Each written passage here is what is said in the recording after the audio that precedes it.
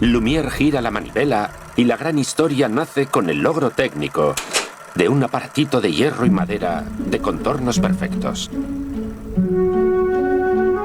Hace 130 años que los hermanos Lumière inventaron el cinematógrafo. Ya estaba todo. La comedia, el drama, la interpretación y los rostros infantiles, los travelling en un barco y las panorámicas en tranvía. Un centenar de tomas Lumière inéditas y restauradas muestran el espectáculo del mundo de principios de siglo.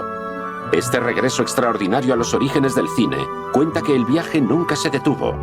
La aventura continúa.